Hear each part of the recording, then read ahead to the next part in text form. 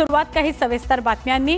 भारत आणि पाकिस्तान यांच्यात लष्करी संघर्ष आणखी चिघळू नये याकरता होणाऱ्या व्यवस्थापनावर चर्चा सुरू झाली आहे। दोन्ही देशांचे लष्करी कारवायांचे महासंचालक अर्थात डीजीएमओ यांच्यामध्ये चर्चा होते। भारताचे DGMO lieutenant general Rajiv Ghai हे पाकिस्तानी डीजीएमओ कासिफ अब्दुल्ला यांच्यासोबत चर्चा करतायत। या बैठकीत भारत आणि पाकिस्तानमध्ये झालेल्या समझोत्यावर लक्ष केंद्रित केलं जाणार आहे।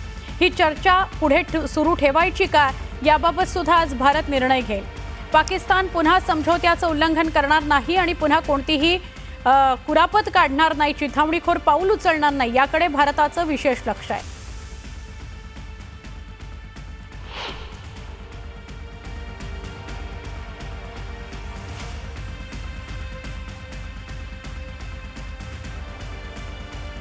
डीजीएमओची बैठक आहे। डीजीएमओची बैठक फार महत्त्वाची आहे कारण शस्त्रसंधी तर लागू झाली पण त्याचं पालन दोन्ही देश करणं गरजेचं आहे। पाकिस्तान मुळात कुरापती काढणारा देश आहे। पाकिस्तान शस्त्रसंधीला हो म्हणतो आणि प्रत्यक्षात मात्र सीमेवर गोळीबार सुरू असतो, शस्त्रसंधीचं उल्लंघन होतं, युद्धविरामाचं उल्लंघन होतं आणि ते घडलं देखील आहे। आपण याच विषयी बोलूया आमचे प्रतिनिधी प्रशांत लीला रामदास यांच्याशी। प्रशांत, डीजीएमओच्या बैठकी संदर्भातली काय माहिती? महत्त्वाचं म्हणजे डीजीएमओच्या बैठकी संदर्भात जर बघितलं आपण तर नुकतीच बैठक सुरू झालेली आहे आणि यामध्ये जर बघितलं आपण ते अत्यंत महत्त्वाचं आहे की डीजीएमओ मध्ये साधारणतः जे काही महत्त्वाचे मुद्दे जर बघितले आजच्या बैठकीच्या निमित्ताने जर पुढे येताना आपल्याला पाहायला मिळते, एक तर ज्या पद्धतीनं गेल्या 2 बैठकी झाल्या त्या 2 बैठकांमधल्या महत्त्वाच्या मुद्द्यावरती आज बैठकीत चर्चा होणार असल्याची माहिती पुढे आलेली आहे। सोबतच जर बघितलं ज्या पद्धतीने माहिती मिळते की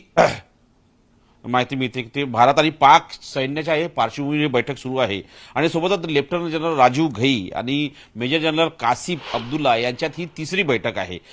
नियंत्रण रेषेवर जो तणाव आहे, शस्त्रसंधीचं उल्लंघन आणि सीमावर्ती सुरक्षेवरची चर्चा या मुद्द्यांवरती प्रामुख्याने चर्चा होणार आहे। तर सोबतच नूर खान एअरबेसवरची जो हल्ला केला होता पाकिस्तानमधल्या नूर खान बेसवरती त्या संदर्भात देखील या बैठकीत चर्चा होण्याची शक्यता आहे। सोबतच जर बघितलं आपण ज्या पद्धतीने माहिती मिळते की सीमावर्ती जो परिसर आहे त्या परिसरामधील नागरिकांच्या सुरक्षेच्या मुद्द्यावरती देखील या काही पावलं उचलण्याची शक्यता व्यक्त केली जात आहे आणि नियंत्रण रेषेवरील शांतता कशी राखता येईल यासाठी याच्या बैठकीत चर्चा होण्याची शक्यता आहे। सोबतच ज्या पद्धतीने सकाळपासून सूत्रांची माहिती आहे की पीओकेच्या संदर्भात देखील आजच्या बैठकीत चर्चा होईल अशी सूत्रांची माहिती आहे।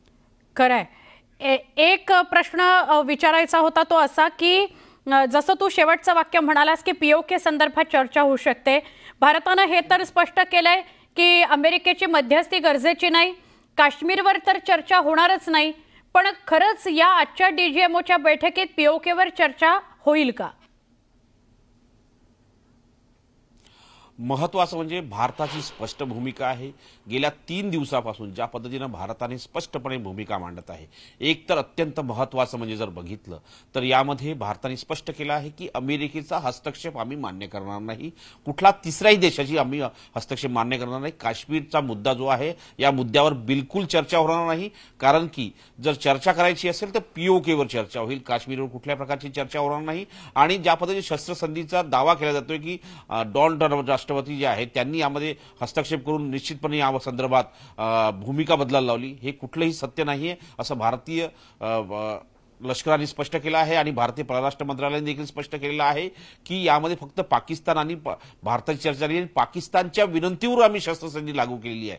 त्यामुळे आज निश्चितपणे स्वर्णा म्हणता येईल की पीओकेच्या मुद्द्यावरती निश्चितपणे चर्चा होण्याची शक्यता आहे। सोबतच जर बघितलं आपण जर पाकिस्तानला चर्चा करायची असेल तर त्यांनी प्रशांत काही क्षणासाठी तुला थांबवते।